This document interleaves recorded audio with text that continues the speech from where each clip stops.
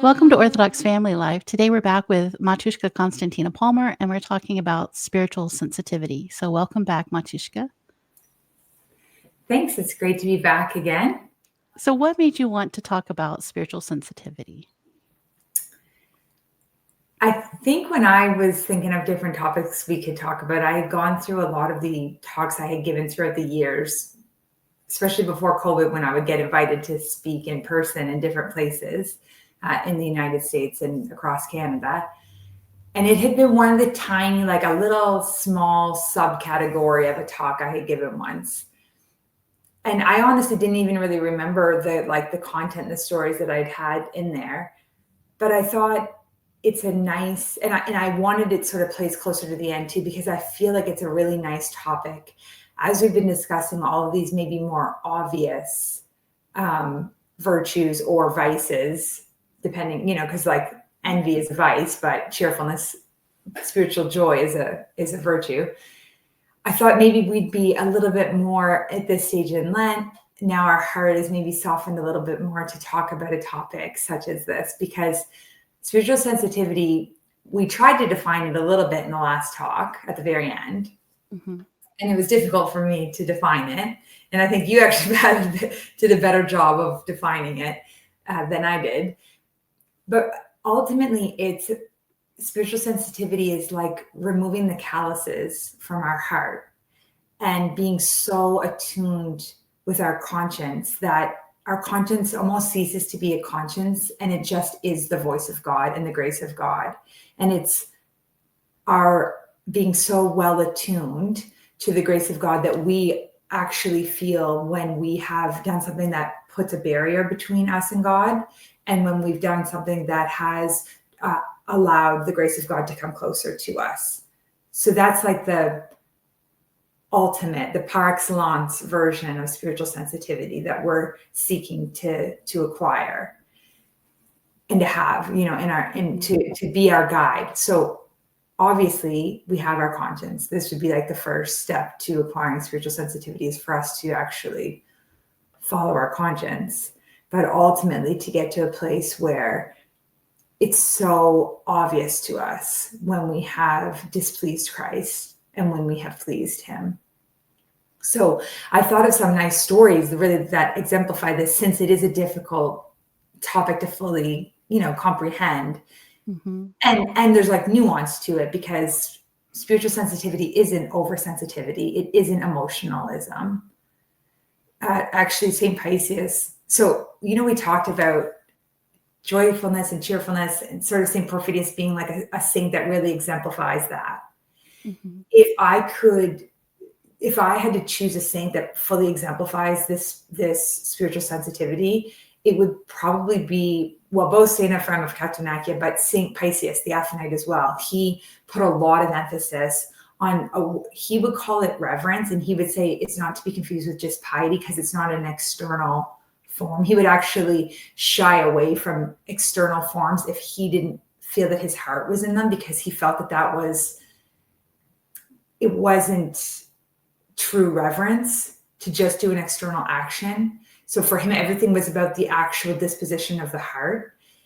And so he talks, a lot about the spiritual sensitivity, this reverence, that by being reverent in little things, we become reverent in big things, and that cultivates that spiritual sensitivity.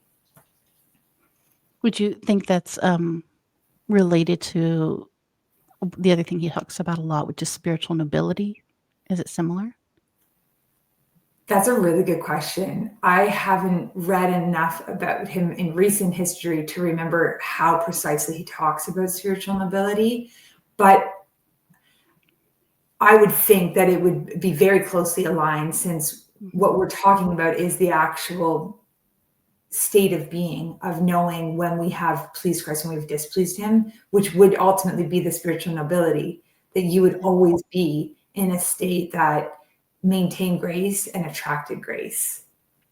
Yeah, I think he talked about it a lot in terms of people who did things out of philotimo, who out of love for others. So he would connect the spiritual nobility and philotimo.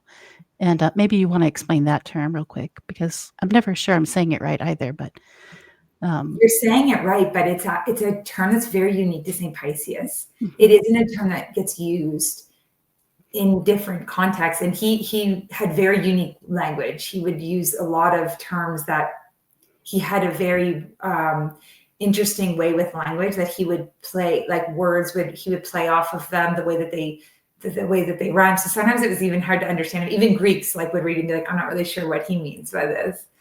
But if I remember correctly, the way that you might know better than I, but philotimo is like, it's an honorable love. Like if you were to literally translate it, it's like a self-sacrificial love but that's kind of permeates everything, that really is like that Christ-like love. Yeah, and what strikes me about the spiritual nobility and the philotimo and what you're talking about with spiritual sensitivity is that they're both outpourings of a state of being. And so just kind of like I mentioned in a couple of episodes ago, you could watch videos about how to be a classy woman and wear this kind of bag and sit this way. It's all this external stuff, but someone who is truly classy in the sense of it's really about being attentive to others. And, there's a whole, this is like a non-spiritual thing I'm talking about here right now, but there's a whole way of being that's considered classy, whether or not you're wealthy or whatever, right? So people are trying to put the externals on and saying, this is how you do it. And I think it's the same with this, where this is an outpouring of a state of being. You can't just do the externals and say, oh, I have spiritual sensitivity or I have nobility or, noble love or something. It's coming from the inside out. Yeah, I think it's an interesting way to think of it too, because with I know, so my master's degree was on the theology of icons, so I know that a little bit better, but I've heard it both about iconography and about chanting, that what is within you is what gets put into the icon. What is within you is what gets put into the chanting. And so if there are things that are impure in us, that even unintentionally, unknowingly, it's manifests in the icon. Whereas and same thing with the chanting, it manifests within the chanting. I just literally read this. I think it was St. Paisius who said it. But when you chant, he said, if you have basically your ego in it or something that's impure in it, then you can make a mistake with just the way you chant, it'll drive people out of the church.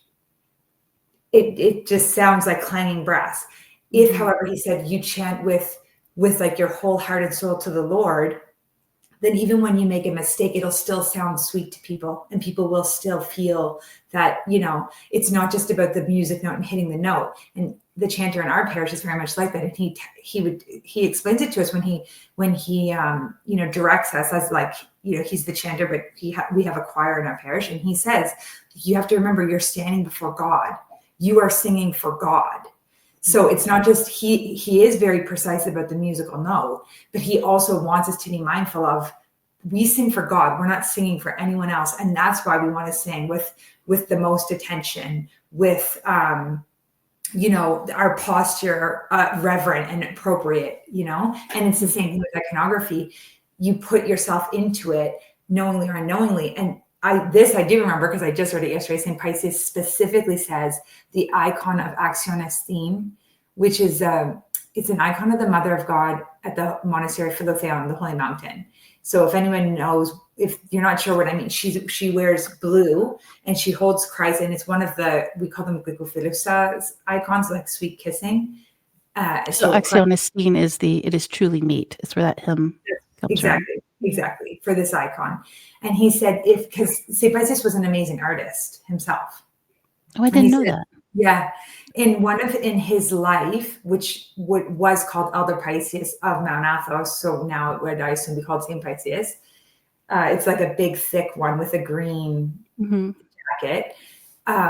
They have photos in it of some of his handiwork that he would do, amazing carvings of icons, of different things, really amazing things. Even like this little carving that he did of Prophet Moses on the top of Mount Sinai when he lived in Sinai, he had Right. carved this Mhm. and receiving the 10 Commandments. And so anyway, he says about this icon, he says it's not precise. Artistically, the icon isn't precise, but it conveys so much grace. He says the iconographer, God must have bestowed so much grace on that icon because of the reverence of the iconographer. Yeah. Like, so this is Yeah. this is the outpouring of what we have within us, you know? Yeah. The spiritual state, like what we have within us is out, and same, you know, you can hear certain chanters that would like bring tears to the eyes of the Mhm. most hardened criminal because they're chanting voices that when they chant, it's so pure because it's only for God's glory. Like there's nothing else in it that's of self, you know, of the negative self, of the passions, of the corrupt Mhm. man. One of the nuns I know in Greece had heard a chanter and she felt like this, like so moved. And she asked her abbess, why, when I hear this chanter, does it move me so much? When I've heard many people who chant very beautifully. And the Mhm. abbess said it's because when he chants with his full heart and soul to the Lord. So that's why it moves you that way. Again, like this is our spirituality, that we have that big of an Mhm. effect on people around us, on the icons we paint, on the things that we sing. It's amazing. It is amazing, and I would guess that most of our viewers have experienced this themselves. I mean, I know that here we have, a Yarndisa that's very beloved, and, you know, when she chants, especially I'm thinking of there's "This is the day of resurrection" at Pascha, you know, she'll chant it, and then all the sisters repeat that line, you know? And it's like, okay, she's old, she has a kind of a crackly voice, she can't hit the high notes anymore, but there's just, like you feel like your whole chest is going to explode because of the grace that's, you know. Yeah. And if you played that for somebody in the world who knew music well, they might not be too impressed with it, but you just, you know, after you scrape yourself off the floor, you can, you know, get on with the service. It's just so powerful. And Yeah. not in a sentimental way, like you said, but like in a real, like Right. something was transmitted in that moment, you know, some Yeah. beauty, some truth. Exactly. Exactly. The joy of the day of the resurrection gets Mhm. transmitted. The words come to life. We don't reenact our church doesn't put on a play every time we have a feast day. We experience the feast day. Mhm. When the Archangel Gabriel came to the Theotokos, this is all like present tense. You know, our services are present tense because that's what we live through it. We live through the resurrection. We live through the crucifixion. You know, yesterday I was buried with you, and today I arise with your arising. We live it. And so Yeah. when we have these spiritual people who are so in tune with the grace of God, they communicate that grace to us. It's incredible. But to go back to what you said about the sentimentality, this is very important because when St. Paisius talks about like spiritual sensitivity and these topics, he makes a specific point to say about women being particularly sensitive. And this is Mhm. what he says. So he's talking about the conscience, so as a starting point, when we think of spiritual sensitivity, we think of the conscience. So he says our conscience has to be as delicate as cigarette paper. So for all you youngsters who only know about vape, cigarette paper. when I was a youngster and my dad would roll his cigarettes, that was like a thing for a time. People would try to save some Yeah. money, roll their own cigarettes. It's extremely fine, very, very thin paper. So he says our conscience has to be as delicate as cigarette paper. Sensitivity is like the gold leaf on an icon. It's precious, but you have to be very careful with it. You barely touch it and it rubs off. If you aren't sensitive, you'll always be living in a dry asceticism. In other words, external forms, no Yeah. matter what you do. But you also need to be strong enough to handle that sensitivity because otherwise you'll drown. Women are sensitive, but most of them lose it with their pettiness and their troubles because they don't also have the strength they need. So we waste our sensitivity. We We're preoccupy. sensitive about the wrong things. We're sensitive about the wrong things. Exactly. Yeah. Exactly. And so that pettiness sucks up all of our sensitivity, and we don't have that strength that allows us to apply that sensitivity appropriate to the appropriate things. Wow. If you're not reading St. Paisios out there, please go get some of his books. I think I spent a decade just reading. It was around the time he was being canonized, and just when you get to the end, just go back to the beginning and start Yeah. again. He's kind of our saint here in this family. My husband actually met him about a year before he he's did? reposed. Yeah, about a year before he reposed. So, On the Holy Mountain? yeah. So it was. He's a very special saint to us. I'll just leave it at that. But we really love St. Paisios, so I can't say enough good things about him. But okay, so Go when ahead. you were originally asking about or telling us about the sensitivity is part of it is making sure that you're not putting a barrier in between you and God, right? Do you think that there's an aspect of it where the same could be said for you and your neighbor? That you don't put any barriers between you and Yeah, other I people? think because I think that that's how it works. Love God, love God first, the first commandment, and then love others as yourself.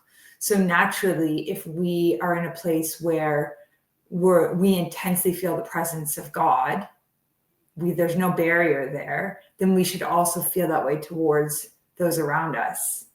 So what might that look like?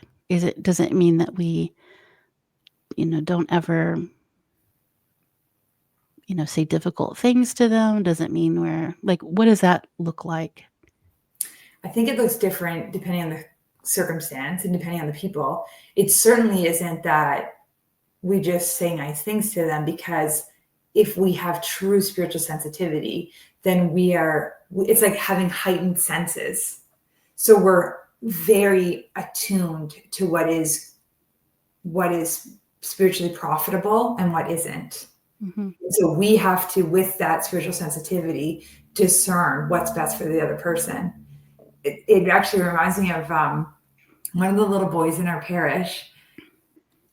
I don't know where we were going. Anyway, we were driving maybe to church. I'm not sure where we were. I remember we were in the car. So the phone rang through the car, and the boy, who was like, I don't know, 12 at the time, he was calling Father John, and he said, my friend invited me to a hockey game, but the hockey game is on Holy Friday night. And this is what he asked Father John: is there a way that I can please my friend? And these were his exact words. And this is how you can tell the child grew up listening to Father John's homilies. Is there a way for me to please my friend and be spiritually benefited? Wow. Yeah. That's the question. Yeah. That is the question. It's literally the question. And that's not really a question that we have an easy answer to. I mean, in that context, it's like, you got to come to the Holy Week. So you got to come to the Holy Friday service. Mm. But the fact that the child knew that's the dilemma. How do I show love and also, have spiritual benefit? You're right. Not loving people to the point where you sacrifice your own spiritual life. And Or not in a way that would sacrifice their spiritual life. Yeah. It's all context dependent, Yeah. because it depends all the time. It depends. But if we are truly spiritually sensitive people, if we're becoming truly sensitive people, then we would have the presence of mind with the grace of God to be able to discern. Discernment is another really topic we could have talked about. Discernment would come into spiritual sensitivity. Discernment is everything. It's one of the hardest virtues to have, because it's knowing what exactly to say and when. One of the biggest saints of discernment is Saint Daniel of Catanakia, who recently was canonized. He was canonized around the same time, I think, that Saint Joseph the Hesychist was canonized, and Saint Ephraim of Catanakia. And Father Daniel, I don't know how many people know about him, but you can read about him in different books about Athonite fathers. He had this gift of discernment. They talk about this. So he was actually able, when people had fallen into delusion, which is like the Slavonic term is prelest, the Greek term is plani. So we say in English delusion, when they've fallen into delusion, which is like trickery of the evil one. It's not exactly demon possession, but it's like their thoughts are all muddled and they've been trapped. They've been trapped by the evil one. He actually had the gift where he could draw them back out of delusion, which is like the hardest thing. Like, it's one thing for a priest to be able to exorcise someone and for the demon to flee, a possessed person, but the person's not exactly possessed. It's even more, it's a very delicate matter and requires such a great deal of discernment because it's kind of intellectual. So when it can't be done with words necessarily because they might be able to rebut you rationally. So it needs to be done spiritually. So he had this gift. So really that's what I would say about spiritual sensitivity toward our neighbor is it requires discernment. And the only way to have discernment is to acquire the grace of God and is to have the memory of, or the knowledge, the presence of God with you at all times, that you intensely feel that, so that you know by the movement of your own soul whether or not something is profitable or not profitable for someone else. And we're talking extreme spiritual states at this, with this level, right? But there's things that we can do, baby steps that will allow us to get to that place. And one of the main things being that we actually would follow our conscience. And one of the things that a lot of saints say, Abbot Dorotheus, Saint Porphyrius, Saint Sophrony, and Saint Paisius, is you first have to do it in little things, and then you can do it in larger things. So Saint Paisius says, let me see if I have it here. If someone neglects the little things, the danger is that he'll start neglecting the greater, holier things. And then without realizing it, rationalizing it all to himself, this is nothing, that doesn't matter. He can end up, God forbid, totally neglecting the things of God and becoming irreverent, arrogant, and atheistic. So those are the things, that's our level. Our level is being reverent in small things. Yeah. Is there a part in this where obedience to a spiritual father comes in? Because I think, like with some of these smaller things that, whatever your rule is for like preparing for communion or just kind of what you do in your weekly spiritual life gets busy. It can be easy to start to rationalize, well, something came up, I have to not do this or bend on that. And I think maybe having that obedience to a spiritual father can help us just cut off any of that rationalization. It's like, well, this is what I was given. This is what I do. Yeah, I don't think that there's anything we have talked about that would be something we could practice without a spiritual father.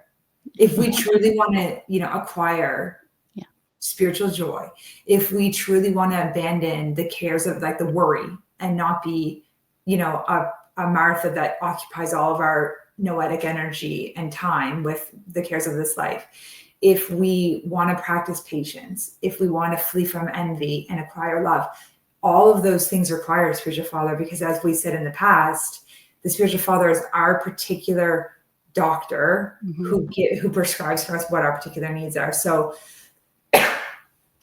this is why, we should be fasting according to the rules of our spiritual father.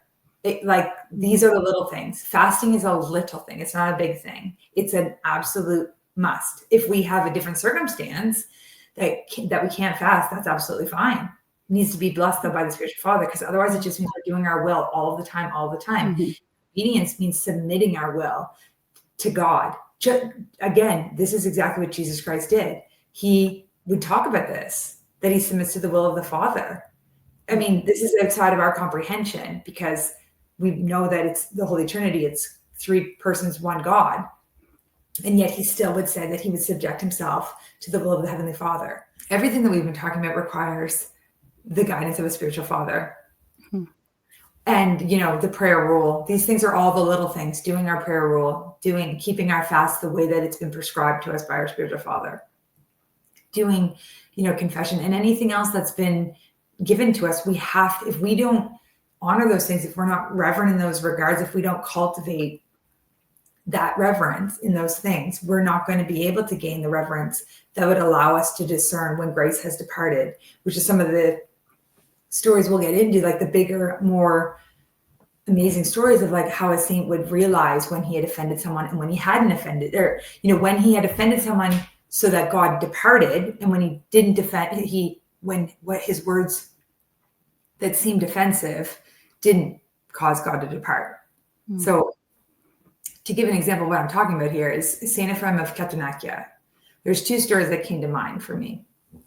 So one is on the Holy Mountain, the peninsula where all the, there's for 1,000 years, there's been exclusive monasteries for monks in the Garden of the Mother of God is what it's called. Mm-hmm. So there's boats on the Holy, like it's a huge peninsula. It's amazing. I'd gone once with an American abbess and one of her nuns, and we did like a boat tour around it. So the monasteries are gigantic. It's a huge place. And so there were little boats that could take you like to different ports to get around the Holy Mountain, to go to different skeets and monasteries. So one Saint Ephrem had gone to a port to get a boat to go elsewhere. And on the Holy Mountain, there's like secular lay people, workers. So the boat operator isn't a monk. You have different people. You have lay people as well that work on the Holy Mountain. Mm-hmm. Some of them are pious, some of them aren't. I believe in the story, this particular boat operator was actually a drunk. So he was drunk the day that he was picking up the saint. So what had happened was he had left the port early. The boat operator did. Saint Ephrem calls out to him, "Hey, I wanted to take your boat. Can you come back so I can get on the boat?" So the boat operator is really ticked off, and he's like cursing out Saint Ephrem about having to come back to the port to get him. So Saint Ephrem gets on the boat. They go on their way. He drops him off wherever it was that Saint Ephrem wanted to be. And then that night, when Saint Ephrem, starts to do his prayers and is planning on doing the divine liturgy because he was a priest, suddenly he felt within himself a wall go up between him and God.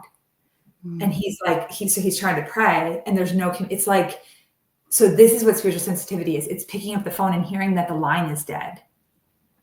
It's very hard for us to conceptualize this because our prayers probably aren't at that level. And if they are, glory to God, through the prayers of our spiritual father, our prayers are that intense that it's like we pick up the phone and we hear the dial tone. Again, for the youngsters, back in the day when you picked up a phone, it was like, burp, burp, burp, like it made a noise. Phone that's hooked to the wall, and it has a cord. And you knew that it was operational. You could use it. And if you didn't hear that and it was dead, it meant you couldn't use the phone. It's like the battery on your phone is 0 or there's no signal, okay? So he start his prayers and he could tell whether or not there was a signal, whether or not he was in direct communication with God. So the wall went up and he was like, why is there a wall? What have I done? So he starts to examine his day and he realizes, well, I upset the drunk boat operator who had left early. He got upset with me. And that is actually what's preventing me from praying and being in communion with God and having communication with God. So what does Saint Ephrem do? He immediately leaves his cell and he walks 9 hours in the dark, in the night, to find that boat operator, knocks on his door and says, Costa, please forgive me that I upset you so that I can liturgize. So that's really hard. Like, that's wild because he wasn't in the wrong. It wasn't that Saint Ephrem hadn't got there in time. No, the boat operator had left earlier than he ought to have. So from just a non-spiritual perspective, Saint Ephrem wasn't in the wrong. There should have been no reason why God wasn't communicating with him. And yet he didn't.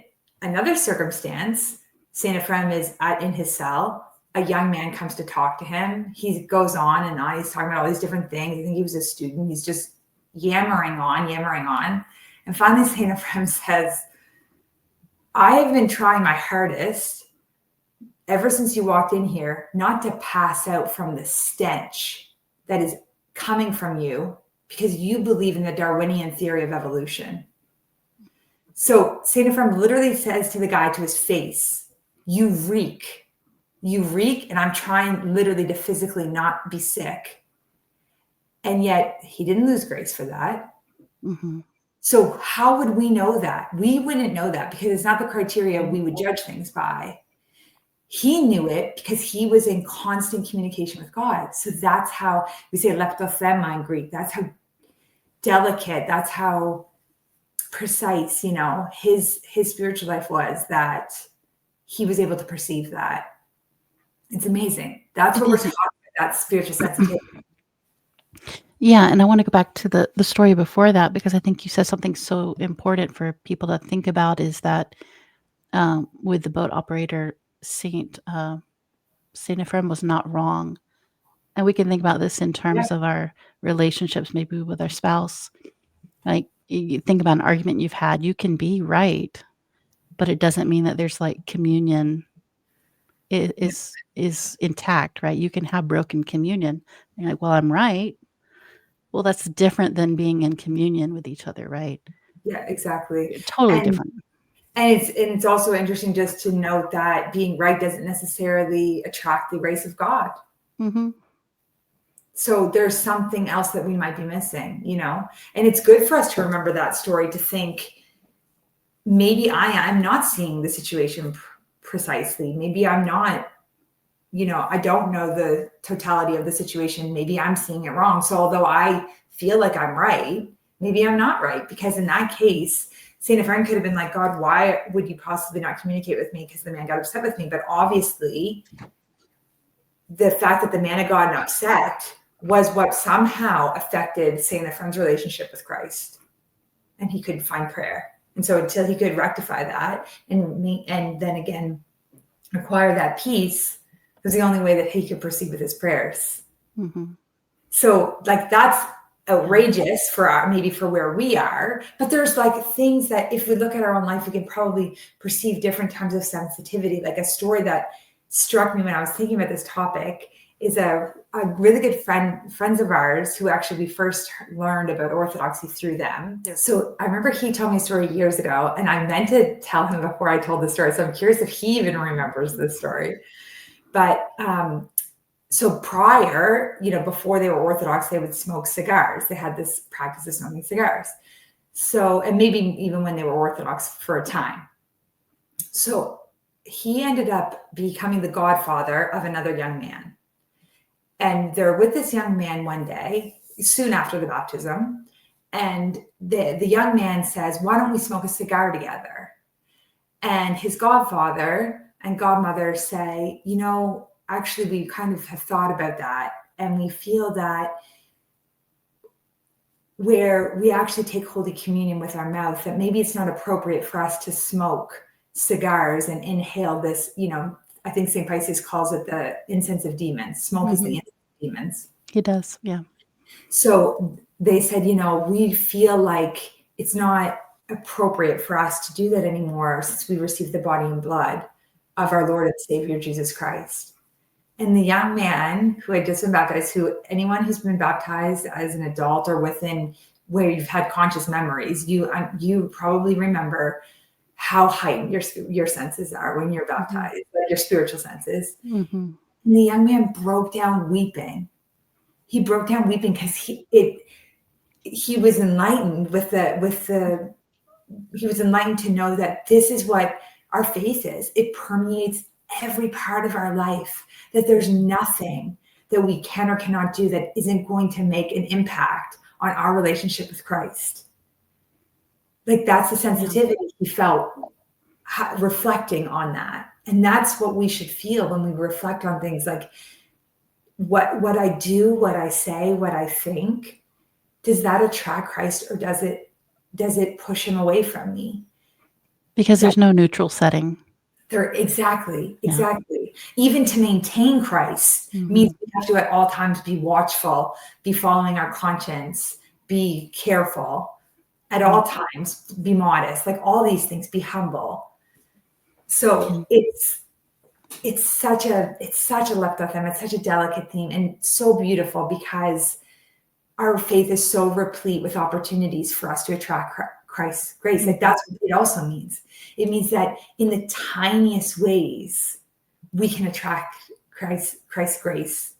He'll come and be with us and dwell in us, just from tiny acts of reverence. And then gradually, they become so large that we become like a St. Ephrem that feels that wall go up. I can share another story that really, gets at the heart of this as well. So my professor, who we've spoken of at other times, Mm-hmm. he told this story once when we were in class so his father was a priest, and his mother, he said, was very strict, typical, really Greek mother, very strict mother. So one day he was out playing with his friends, and he was supposed to be home at a certain hour, and he wasn't. They got carried away playing, and he didn't realize what time it was. So his mother said to his father, go out and find him. And I mean, I want you, there's a Greek term that says like nefas xilo, you're going to eat wood. I want you to give him wood. Like you're going to give him a beating is basically what it is. So the priest, the father, sets out to find his child, and he sees his child, and he says, okay, it's time to come home now. Calm. No, there's no like upset, nothing. Just come on, we got to go home now. So they start walking along to go home. And as they're coming down the street, they're still coming down the street, the mother opens the door to look out to see that they're coming. And in order for her wrath to be placated, the father took my professor by the ear, very gently, took him by the ear, just gently. And Tsalangidis was so moved at the gentleness with which his father touched his ear, so that the mother thought that the father was pulling him by his ear, but he did it with such gentleness that Tsalangidis, his heart was so pierced with that love of his father that he began to weep. He began to weep at the sensitivity with which his father held his ear. So he said, of course, my mother's now watching this scene. My father's walking down the street holding my ear. I'm weeping. And she was so glad. She was so what she saw before her. That's beautiful. Just the gentleness. So that his father would make it seem as though he was punishing him. He just held onto his ear so gently. And the gentleness with which the father held onto his ear provoked the child to weep. That's beautiful. That's really, which you see more in children, you see more in the newly baptized, because we haven't allowed those calluses haven't built up on our heart, right? So you see that spiritual sensitivity in children, and you see it in the newly baptized. We need to cultivate that. We need to keep those calluses away from our heart, and we need to work hard to remove them when they have come. Yeah, maybe you can explain to people in case they don't know about what is different about the newly baptized. Like, why are they more spiritually sensitive in that moment? It may be obvious, but let's just make sure. Yeah. So in the Orthodox Church, we don't believe baptism as just like a confession of faith. Like, I want everybody to know that I believe in Jesus Christ, that I believe he died for my sins. And so I'm going to express my faith by getting baptized. This is not what we believe. We believe, and when I say we believe, I mean, it is a fact that when a person is baptized in the Orthodox Church, because of the apostles, because of the way Christ instituted things, where we saw with St. John the Baptist, Christ did it himself to show us the way. He gave that authority to the apostles, that the apostles passed down the authority to remit and retain sins, whose sins you remit are remitted, whose sins you retain, I don't know if that's exactly the word, they are retained. In other words, whose sins you forgive, they are forgiven. And those whose sins you do not forgive, they are not forgiven. Christ gave the power, this power, to the priests, to the bishops, okay? So when the priest, through the power that Christ has bestowed on him through the Holy Spirit, through the ordination, when he does this whole service where he sanctifies the water, he does exorcism prayers to the person, and the person is ontologically changed. Ontologically. So it's basically like we had a heart defect with our ancestral sin. This heart defect is going to make it impossible for us to receive grace, and it's going to make it so that when we die, we remain dead. In other words, we don't have access to the kingdom of heaven because of this ancestral sin that we've inherited. So when we get into the baptismal water, it's funny, on Sunday during Sunday school, my little Ukrainian boys in the parish was explaining this. I said, we were talking about Noah, and so the image of the waters of baptism, and what is that like? I said, what is that like when there's a baby? And he said, it was very sweet that he said it in English with his adorable accent. And he said, when the Orthodox priest blesses the water, when the Orthodox priest puts the baby in the water. And I was like, there's his spiritual nobility coming out, that he perceives that even as a child, as a young person. Mm-hmm.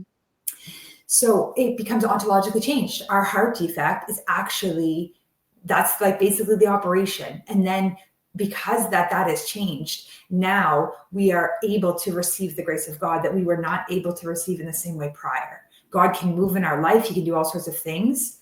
But St. Hesychius, I think that's how you say his name, one of the Desert Fathers, explained it this way.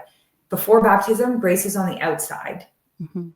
And the devil's basically on the inside. After baptism, grace is on the inside and the devil's on the outside. So this is why when we get newly baptized, we are literally ontologically changed. We are not who we were before baptism. We might still have the same inclinations because of our habits, right? We've cultivated maybe sinful lifestyle because, I mean, if we're adults, if we're babies, obviously, no, we're just perfectly pure.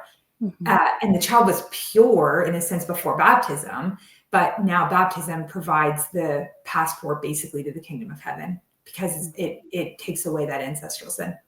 So when we're baptized as adults or as older children, we perceive this more intensely because we're aware, right? We're conscious. We're not infants. The baby receives just as much grace. And there's lots of amazing, miraculous stories. The abbess that I knew, who, when she was baptized as a baby, as like a 2-month-old, held her own candle.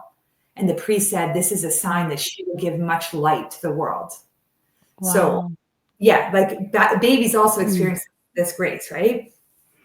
But anyway, as adults, we actually perceive this. So, it testifies to it even more. It's like, I remember when my brother was baptized, he said to me, I don't know how to describe the grace. He said, it's like trying to explain to someone who has never seen in color, who has only ever seen in black and white, what it means to see in color. How do you describe that to someone? You can't. Yeah. They have to experience it. So that's why the newly baptized, when we're newly baptized, we feel these spiritual intense, we feel the grace of God very present. And you can, if you work very hard and you cultivate that, then you won't lose that grace. You'll be able to maintain that, but it's very difficult to do that. I remember there's a life of a saint, and I can't remember the saint's name, but they talk about that. They specifically say in his life that he never lost the grace of his baptism. Not that the Holy Spirit leaves and never comes back. We can't, once we're baptized. But what we can do, though, is prevent that sanctifying grace from continuing when we put up those barriers. Yeah. Which is why we have confession. Yeah. And if I haven't explained baptism properly, it's because, yes, I have a master's degree in theology. Yes, I'm married to a priest, but it does require a theologian to properly express those things. So I might not have conveyed it properly. There might be a priest that would do, Father John for sure would be able to tell us precisely. So I'll get Father John to listen afterwards and he'll tell me. Sounds good. Sounds good. Well, I wanted to go back to the story you had told before that, because I think it kind of related to the whole idea we talked about last time, which was covering the sins of others. And I think the spiritual sensitivity is part of that. I was in a complicated situation, let's say a few years ago, where there was many people involved, each with their own, desires and inclinations, each with their own kind of baggage and where they were in this situation. And it was really difficult to move together, to make decisions or to, to come to some agreement about things, right? And I could only see from my point of view, right, of like, well, here's the direction we should go. And I watched as Arianisa, here was able to kind of gingerly step carefully, a little to the left or a little to the right, to taking everybody into consideration, knowing where everybody is, And I think we often only see from our own point of view. But people who are spiritually sensitive,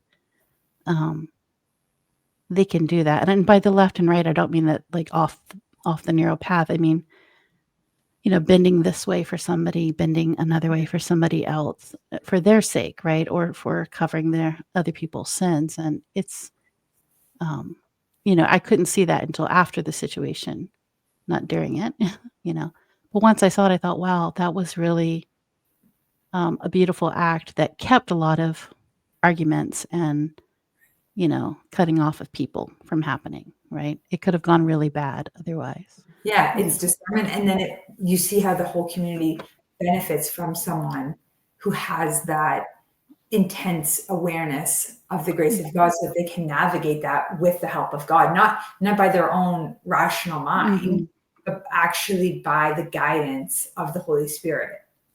Yeah. Because of that sensitivity that they have cultivated through prayer, through, their spiritual life. And it seems like, isn't that what we kind of want? I mean, we're not just kind of creating Christian communities and following a set of rules. Like, it really should be somebody who's spiritually enlightened, right? Guiding us. Yeah, that's why we want an experienced spiritual father. Yeah. That when we talked about that before too, something I didn't say when I said, seek a spiritual father, pray, the one you have. But St. John Climacus in particular, but St. Simeon the theologian, like lots of people, St. Gregory Palamas, talk about the spiritual father. They talk about being very scrupulous about who you choose as your spiritual father beforehand. You measure it, you look at, because St. John Climacus says you don't want to mistake a patient for a doctor or a sailor for the captain.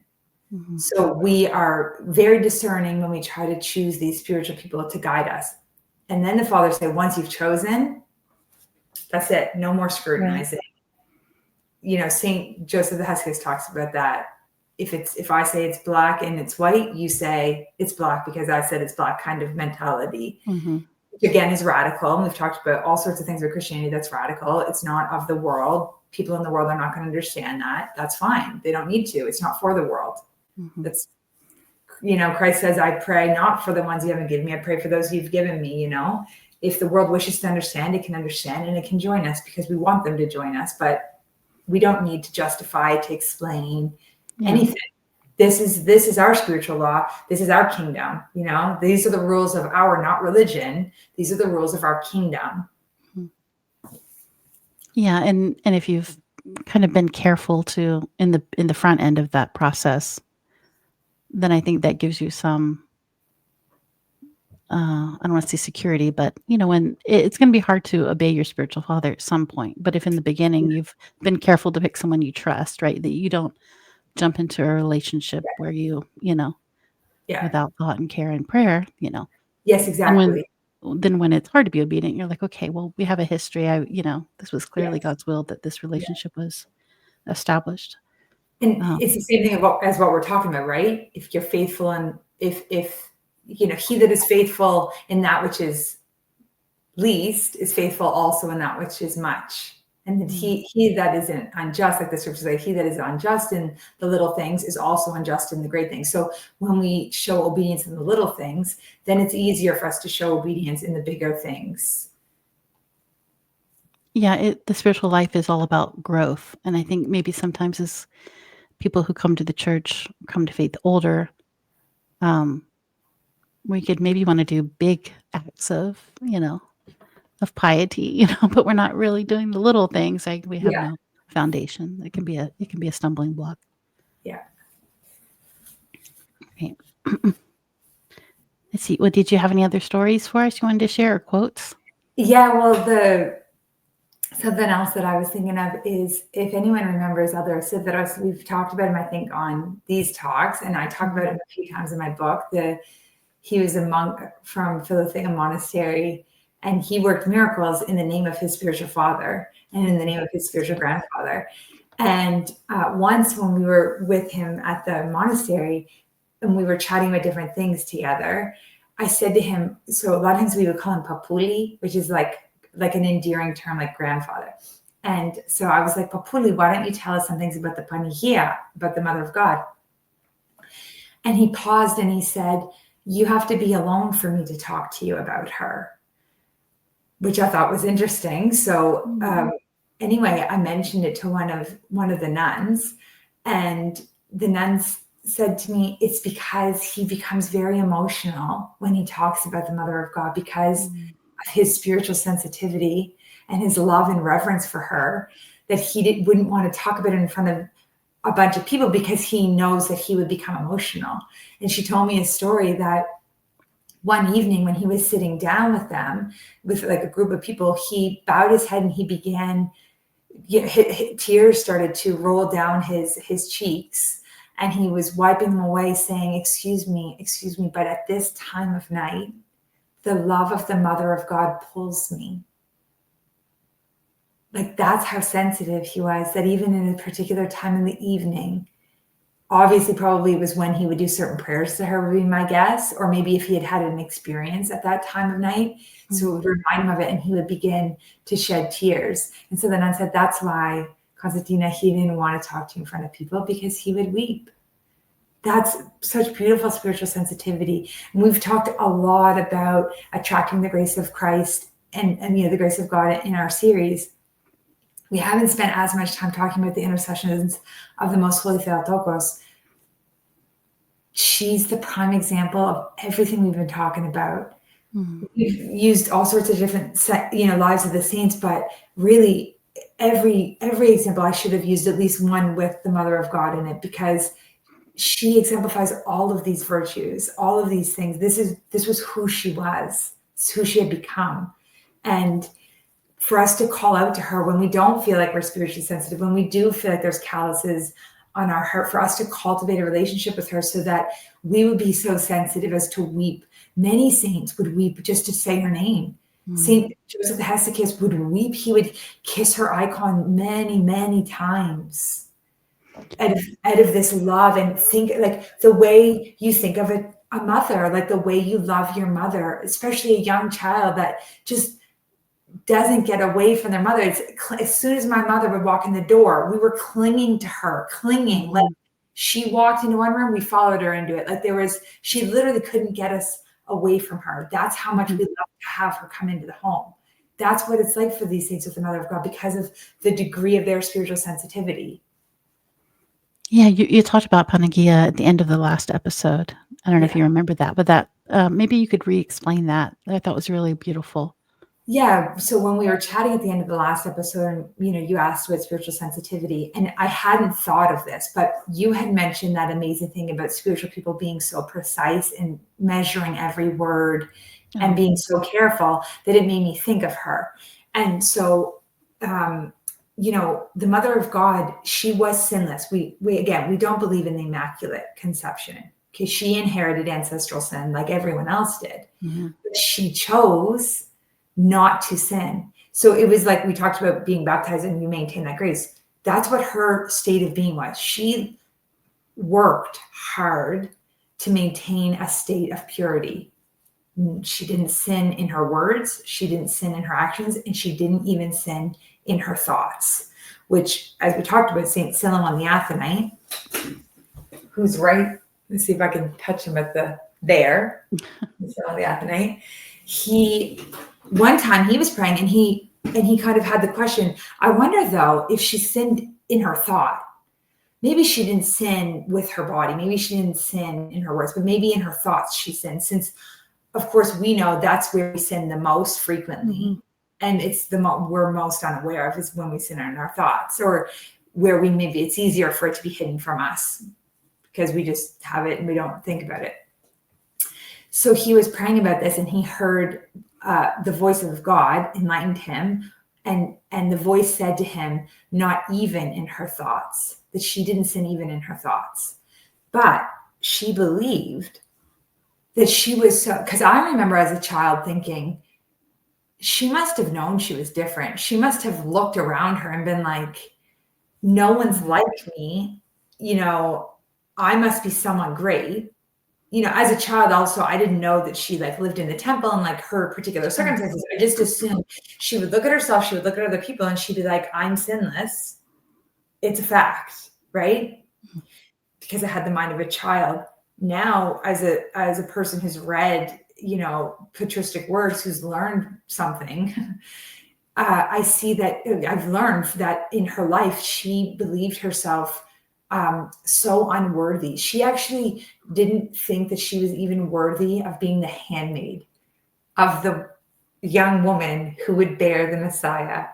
Mm. That's how lowly she thought of herself. And it was because she was so acutely aware of what it was to be tempted. She understood what it felt like to have both the human inclination to sin and the temptation to sin. Because we can't blame everything on the devil.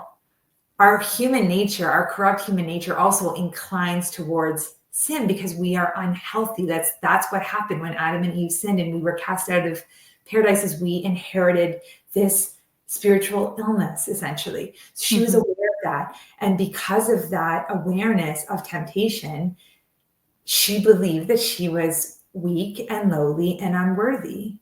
She was naturally humble. That was her state of being. And so because of that, like, that's how spiritually sensitive she was, that she could perceive that. It's, that's who she was. She was incredible. And we should call out to her all the time, like every room in our house, with the exception of the bathroom, should have an icon of her. And the reason why, to bring it back to spiritual sensitivity, the reason why we don't have icons in the bathroom. And when the priest comes to our house and he blesses our house, he doesn't bless the bathroom. He blesses the closets. We open the doors to the closets. And it's because of the holy water. So we don't, throw it mistakenly down a drain or, in an unclean place. Okay. So when we talk about cultivating spiritual sensitivity, maybe we're not at that level of Saint Ephrem of Catanakia or Saint Silouan of Essex, the spiritual son of Saint Sophrony of Essex, the spiritual son of Saint Silouan, who once someone asked him questions about Theoria, about the experience, like Theoria in the Orthodox Church. There's beautiful descriptions of Theoria, but essentially direct communication with God. They asked him some questions about this, and he described the state of Theoria and what that experience is for a person in the second, or what is it? Third hand, second hand, like second hand. Yeah. He described it in second hand so that he could hide the fact that he himself had experienced these things. So externally, he didn't sin. He covered the fact that he had had these spiritual experiences, right? But internally, his heart had a little movement of pride when he described this to the other monk. And because of that tiny tinge of pride that he felt within himself, he felt that grace departed from him. That's how delicate the matter is. That's how leptot the femme is. So another story that kind of gives that idea, Saint Ephrem of Catanakia tells a story about, and this story was told to me the day I was baptized to emphasize to me, don't judge people. It's the biggest sin you can fall into. It'll push away the grace that you've received in your baptism as fast as possible. Yeah. And so there's a Saint Ephrem of Catanakia was on the Holy Mountain, and there was a monk who would go around his little kelli, his little tiny ski. And, in the Orthodox Church, they bang a talaton, which is like a wooden plank. They knock on it. And they also bang a simandron, which is like a metal piece. They don't bang it, but they kind of it makes a sound. They kind of, I don't know why, I'm not a musician, but they tinkle with it or whatever they do. So anyway, this monk would go around his little skeet to call people to prayer, and he would bang on tin cans. Another monk saw this monk do that from a certain distance away. And he was like, what's with this guy? Is he out of his mind? Like, why is he doing that? There's no one even around to call to prayer, just banging on tin cans. And because that monk had criticized the monk who banged on the tin cans, Saint Ephrem of Catanakia, who again had such spiritual sensitivity that he could perceive the grace in himself and in others, and he saw grace depart from that monk who judged him. So that's how delicate it is. That's how careful we have to be. Yeah, so let's talk about that carefulness for a minute, because it can be a little, I think at least, intimidating being who we are, who I am, right? I'm nowhere near that spiritually sensitive, right? And so I know we've already said, this is, at least we said in the last episode, that we're not talking about sensitivity in a neurotic way, right? But it has to be something from the inside. But as you were talking through some of these stories, it really shows also that God is hiding a great amount of our sinfulness from us. He's only showing us what we can handle, and we can't handle that much, right? These saints did the work that allowed them to handle, sing, themselves fully and completely, right? I'm nowhere near that. I know that God is still hiding a whole bunch of this stuff from me for my own sake, right? I think at least. Yeah, I think that And that's that's what, why I'm not as careful in those little things, because I'm not aware that I'm even doing them, right? but I think it's insightful to say that God a little bit hides it from us, because if in a moment we saw who we fully are in full light, it'd be like, we would become so despondent, we wouldn't be able to pick ourselves back up. So it's a Now, mercy. it is, but let me just pause you, because I know you'll know who this is. Was it St. Anthony that as he was ascending after he departed, where he had a dream where he saw the net of He around the had a world? vision. Yeah, he had a vision of like basically a battlefield and all of the ways that people were ensnared by the evil one. And when he saw that, he looked and said, who could possibly be saved? And he heard the voice that says humility. Yeah. So maybe Which that's will for next be week. next week.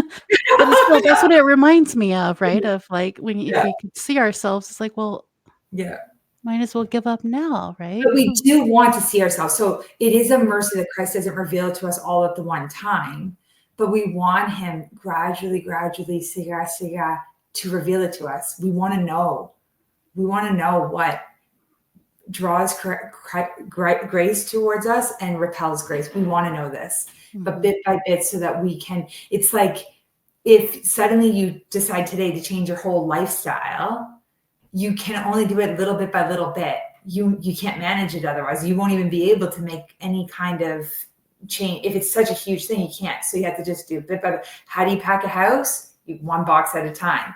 How do you become aware of our sins? One step at a time, with a lot of diligence, though, to pay attention to ourselves, to have that self-awareness. So it starts with the little things. Again, it's the same thing that, St. Paisius talks about. So like, if we think about just like the tips of like, okay, we talk about these huge, amazing stories of these saints having these great spiritual insights. How do we do it? We follow our conscience. We don't neglect the little things, so that we cultivate this reverence, the spiritual sensitivity in greater things. And, St. Sophrony and St. Porphyrius talk about this. They talk about the Christian being a poet. The Christian must be a poet. Both of them say that. And when St. Sophrony talks about it, he says, you move from the small to the infinite. And when St. Porphyrius talks about it, he says, when we say love, we don't mean the virtues that we will acquire, but the heart that is pervaded by love towards Christ and others. We need to turn everything in this direction. So we focus on the small things. How do I show Christ's love in this small thing? It might seem small. It isn't small, though, because it's going to lead to the greater things. How can I, figure out the way to please my friend and also be spiritually benefited? But first we put Christ. First you put Christ, then you gain that you are spiritually benefited, and how you can please your friend in the right way. You can help them, you can assist them, all of those things. And then, so when we talk about like reverence and the little things, there's so many things that I learned from the nuns about this. Like, when the nuns would wash the dust off of the icons, they wouldn't discard it. Like they use cloth specific for the icons. These are the cloths that we use to wipe the dust off of the icon. And this is the iron that we use to iron liturgical, garments or coverings. We don't use it on our, on our shirt or on our vest. Like such carefulness. St. These are the shoes for church and church alone. And and if you drop a little kernel of coliva, we were told, certain types of coliva, a certain amount of prostrations per little grain of coliva that hit the floor. So exactly, because it cultivates spiritual sensitivity. So if I have to do a prostration for every kernel of coliva that falls on the ground, 50, then I'm going to be that's a strict one. So if I'm going to do 50 prostrations for every kernel of coliva that falls on the ground, why? What's the purpose of that? That sounds ludicrous. I'll tell you what the purpose is: to cultivate spiritual sensitivity in greater things. Mhm. So if you're going to be so careful, you're going to dive to catch the grain of koliva before it hits the floor. You're going to do the same thing when it comes to sin. When you're about to do something that you're going to sin, you're going to run. You're going to do whatever you need to do in order to avoid committing that sin, in order to avoid offending that person, in order to avoid repelling the grace of Christ. So the reverence that we can exhibit, it never ends, like St. Paisius wouldn't even lay on a bed. He went somewhere once, and if the way he would lay on the bed, he'd have to point his feet toward the icons. He wouldn't even do that. This is why we don't put icons or even books. We don't put them on, we try our best to avoid putting them on the chair where we sit, put them on the arm, put them on a cushion. That's reverence in the small things, and that cultivates reverence in the larger things, so that even without knowing it, then we start to perceive things like smoking cigars that, that's not good for me. That's not a reverent thing for me to do. Those things we become aware of on our own without someone else having to tell us, because we've started to cultivate this reverence. And so we feel that movement within our heart. So we've removed the calluses, or we're trying to remove the calluses, and that softened heart. Like really, when you think of spiritual sensitivity, it's about the softened heart. That's what we're talking about, a soft heart. Yeah, and I hope we're driving the point home to everybody that we're not talking about a list of detailed things that you have to do. We're talking about, as I don't know, as God is enlightening you with these things, these are outpourings of an inner state. So we're not saying if you drop koleva or if you do, that's not what we're talking about, right? That's really if you drop important. koleva and you feel like your conscience tells you to do 50 prostrations, do 50 prostrations. We're never going to do ourselves wrong by following our conscience. We follow our conscience so completely that eventually the point is for the conscience to not be a conscience. It's literally like the voice of God. That's how precise the saints had gotten, where it was like it was no longer their conscience. Their conscience was so in tune with God that it was God himself. They could perceive that, it wasn't just like a twinge in the conscience or whatever. Follow your conscience. We're never going to hurt ourselves by doing more, but no, we don't want to be neurotic, and no, it certainly isn't. We should recognize when things are becoming a little bit of an obsessive compulsive act. We should recognize that, and we should take that to confession, because sometimes the evil one has provoked us to take it in that direction. So it's not even necessary that we need to change our habits. It's that we need to be mindful of that we might be being tempted to fall into that. And that kind of nuance is for a spiritual father to discern, is for the priest to explain when we, bring that before him. But we can always do more. Like St. Porphyrius said, I remember I listened to a talk by one of his spiritual daughters, and she said, it was so funny. He was like, do you do prostrations? And she was like, no, I thought that was just for monks. He's like, no, you can do them too. He's like, when you drop a fork, when you're cooking and you drop the fork, bend down. When you bend down to get it, do a full prostration. Like he meant like incorporate it into your life, and this is what we're talking about, incorporating reverence into our life. Okay, so that was number 1 and 2. Do you have a number 3? Right, too. Number 1 was follow your conscience. Number 2, the reverence of the little things. Don't neglect the little things. Don't Number neglect 3, show reverence with little things. Okay. So that means, being mindful of where we put icons, never throwing icons in the garbage. If you have a paper icon from a bulletin, it needs to be burned. Being mindful of where we put books, not spitting after we've taken Holy Communion. St. Paisius says there was a man, when he talks about reverence, he says there was a man who, because he spit in an unclean place after receiving communion, he became demon possessed. Wow. Again, did the man know that? Probably not. But because St. Paisius had that spiritual insight, he understood where it originated. So we just have to we show God the disposition of our heart. We make mistakes. It's not that we don't make mistakes. We make mistakes. It's about acknowledging those mistakes and trying not to do them. Okay. So was there a number 4 or just 3? That was it. Unless you must have a number 4. No. This was a little harder topic because, we're kind of dancing around the issue a lot. I think I'm not spiritually sensitive, so it's not Yeah, exactly. That's how I feel like too. worry where I'm an It's expert. not something I can't speak from my experience. Yeah. I can only speak from what I've read in the lives of the saints or what has, occurred to me when I've heard other people tell me stories. Mhm. Like, there's so many things where we can see that, where if we just Yeah. put those,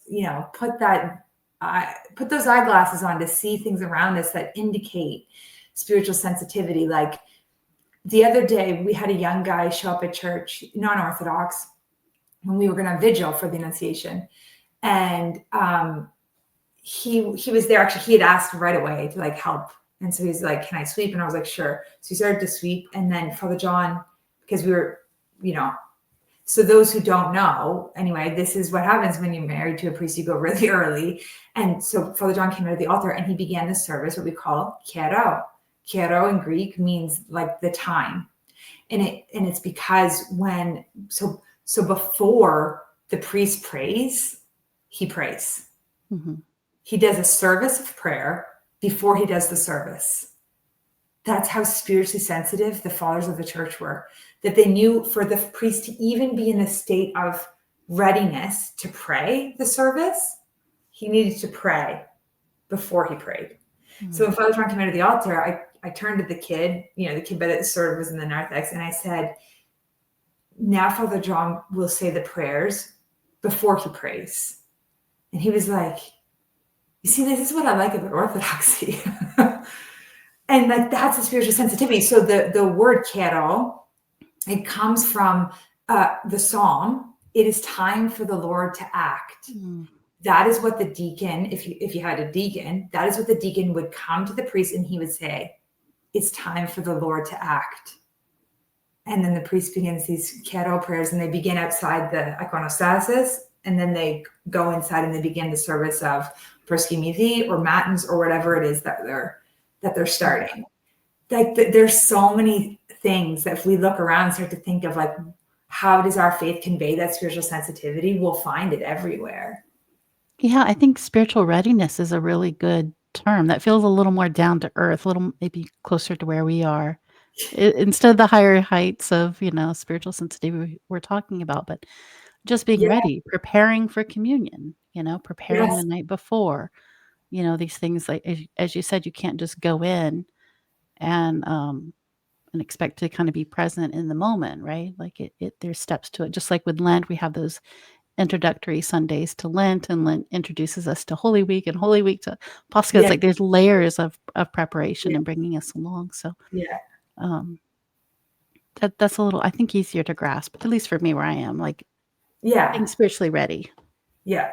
a lower level. First step. First First step. step.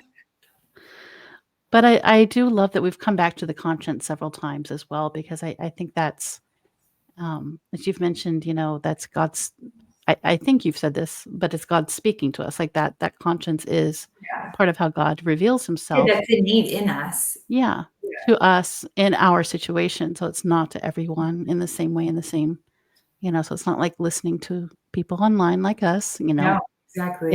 it's specific to you, like your spiritual father, and that's why that's so important. Yeah. Okay, so follow your conscience. Don't neglect the little things and show reverence in the little things. Yeah. And then you'll show reverence in the greater things. We even see spiritual sensitivity in nature. There's a monk in the sayings of the, no, I think it's in, it's a book where Father Hirovim is on the cover. I can't think of it. It's red, and it's about the Athonite fathers. I can't think of what the title is. My brother has it. I borrowed it from him. But anyway, in that book, so it's like more contemporary. It's not like ancient fathers. It talks about a Contemporary monk. ascetics. Yeah, that is probably what it's called. Contemporary Ascetics of Mount It's Athos, red, volume and it 1. has Yeah. Father Hirovim kind of like with his knees up, like. Okay. Yeah, maybe. Yeah, sitting. Anyway, in it, they talk about this monk who would go through. He was so aware of even how the creation glorifies God that when he'd see a little flower in the forest, he'd say, "Don't shout so loud." Like the flower is shouting the glory of God so loudly. Don't shout so loud. And when he was walking along the path and he saw two sticks laying on top of each other so that it looked like it was a sign of the cross, he moved one so that no one would even inadvertently trample on the sign of the cross. There's things like that too, like learning that we don't cross our legs in church because it's an irreverent form of the cross, a sign of the cross. I know that's wild, but this is what our faith teaches us, that we are reverent even in those little physical gestures. And that's why, too, maybe the older ladies, who have come from generations and generations of being Orthodox, this is ingrained in them. So it's probably a little, surprising when they see maybe some younger Americans in church crossing their legs. Like, it's actually a cultural difference, but based on the faith. Like, we just don't have anything like that in American culture. So we're not aware. And so when someone corrects us, we're not offended. We're like, oh, well, thank God you told me. Now I know. The first time I was corrected, I was at a monastery. And the father said, we don't cross our legs because it's, the symbol of the cross. And so I was just like, okay, like, thank you for telling me, because it's good to know. And then it's nice. Then it's like, wow, like, that's amazing. Again, it's like that young, newly baptized kid weeping at the thought, like, there's nothing that our faith doesn't permeate, Yeah. And St. Paisios, I believe it was him when he, I think he was like changing the batteries on a radio that someone had given him. And he saw that the batteries had a little sign of the cross on it. And he was so happy that, I think it was back when everything came from Taiwan or something. He's like, look, even the people in Asia love our Lord because it's got the little cross on the battery, just such good thoughts everywhere. Yeah. All right. Well, let's maybe wrap up this topic unless there's something else you want to share. I think that we pretty much covered everything. Just, it starts small and it grows. That's what our spiritual life is. We're not expected to immediately perceive grace departing, but we're expected to work toward that, Yeah. It's a lifelong goal. It's not going to happen overnight, most likely. Yeah. And through the prayers of the Mother of God, we can get there. Yeah. Okay, so what's our next and final topic for next time? Our final topic is humility or humble-mindedness. Okay. So looking forward to that one. Looking forward to that one a lot, actually. And you have some new things to share. Oh, yes, I do. I forgot about that. So my third book was just published. It's published by Alexander Press, and it's called Upon This Rock. As you can see, so this is the harbor in St. John's on the island of Newfoundland, in the province of Newfoundland and Labrador. And you can actually see, so this is town. This is like downtown. You can see where the houses are built literally on rock. So that shows you, I called it Upon This Rock because the island is literally nicknamed the Rock. So the title is Upon This Rock, Missionary Reflections of an Orthodox Priest's Wife. So it's a collection of letters that I write to a fictional parishioner that I've named Theophila because, like St. Luke, who dedicates the Acts of the Apostles and his Gospel to Theophilus. Theophilus was a real person, but his name also means God lover. And the fathers, St. Bede, St. John Chrysostom, say, inasmuch as we are also God lovers, the Gospel and the Acts of the Apostles were written for us. And so that's why I named her Theophila.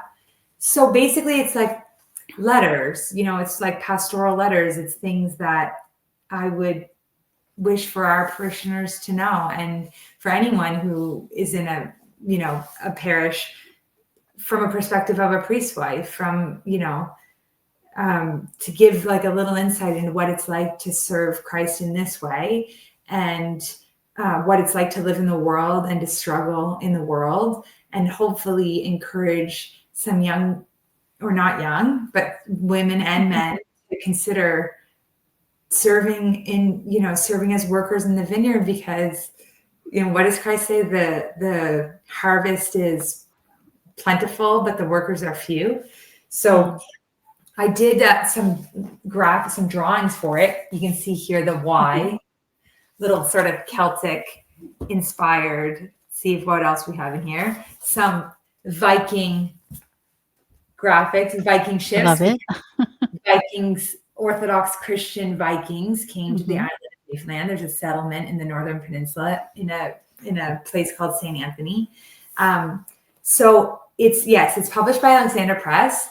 And as soon as I have a link to where you can purchase it, we will share that. But until then, you can just look at it. And there's the back. And on the back, on the back, this is what he chose to put, which I didn't expect, and I really like it. This comes from the first letter in the book.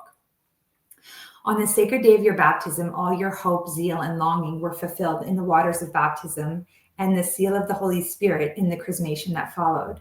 Like the bud of a flower that in a single warm spring day opens its petals and blooms, you blossomed forth as an Orthodox Christian, a gift greater than our worth, but worthy of his compassion. In his instructions to catechumens, St. John Chrysostom says, when you receive the royal robe, when you are girt with the purple dipped in the Master's blood, when you will be crowned with the diadem, which has luster leaping forth from it on all sides, more brilliant than the rays of the sun. Such are the gifts of the bridegroom, greater indeed than your worth, but worthy of his loving kindness. And then I continue. I congratulated you after the service and shared with you the same words a venerable nun shared with me after my baptism. Don't lose that grace. And with a bright and shining face, you told me in earnest, I'll try not to. But now on the anniversary of your baptism, I tell you, not simply to not lose it, but to multiply the grace you have received. And again, I quote St. John Chrysostom. Extend the holiness which thou hast received. Make the righteousness which comes from the laver brighter, and the gift of grace more radiant, even as therefore Paul did, increasing all the good things which he received by his subsequent labors and his zeal and his diligence. So essentially, St. Theophila is like a composite character of parishioners that we've had throughout our now almost 12 years since we first came here. And so there's lots of stories in there. People used to always say like, oh, when are you going to write about a book about Newfoundland? And I was always like, never, because it's super sparsely populated and I couldn't hide people's identities. Oh, This was a way where I could write to Theophila. So it might have been a real experience that I have with someone, and it mostly is. Only that person would know. okay. Yeah, that's wonderful. Theophila. I'm not saying any person came and we know, like a few times, but where it's like more generic, so it doesn't matter. But if it's something very personal, it's to Theophila. So it's to a fictional person, but it's based on all these, experiences and conversations that we've had throughout our years living on the island and attempting to spread the gospel of Christ. So, yeah. Well, I don't want to embarrass you, but just that little bit like moved me, just thinking about, that we're called not to just kind of keep our own head above water a little bit and like treading, but we're actually called to like bring forth fruit to multiply. yeah. That's like a really, it kind of wakes me up a little bit. Like sometimes I feel like I'm just, barely keeping myself together here. And yet we're called to do a lot more. And sometimes the barely keeping ourselves alive is what actually is multiplying grace. We just don't see it because Christ doesn't want us to see that, because then we'd be puffed up with pride and we'd lose the grace. So sometimes it really is just the literal act of keeping our head above water is actually multiplying the grace. Well, that's good news for me.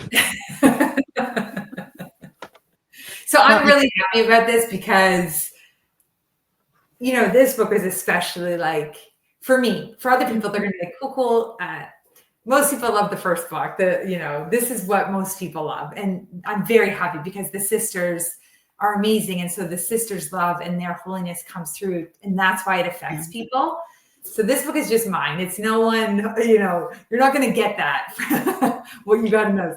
But for me, it's like very obviously sentimental to get to, the words that basically literally were lifted out of my personal journals to now see them in typeset is so neat for me, Yeah, but I mean, I think there's such a maybe an underutilized place for this kind of writing where we can just share our own stories and people can connect. It's Yeah, um I mean, obviously we want to be careful. We don't want to reveal too much, yeah. but there's definite opportunity for us to share the way that Christ has worked in our lives, the things we've struggled with, Mhm. all of those things. And then we remember, oh, okay, other people struggle with the same things I struggle with. Yeah. And, this is how they were able to overcome that difficulty. And it kind of gives you that enthusiasm and that encouragement.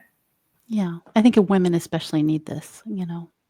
I don't know that men get as much out of it or not. I'd be curious to hear from the guys on that, but um, I know I really feel encouraged by other people's stories of overcoming things or, being patient or whatever. So, Mhm. all right. Well, thanks again, Matushka. We have our last episode probably come out in about a week. And yeah, God bless you all. Thanks for being here. Through the prayers of our Holy Father, as the Lord Jesus Christ, our God, have mercy on us and save us. Amen. Amen.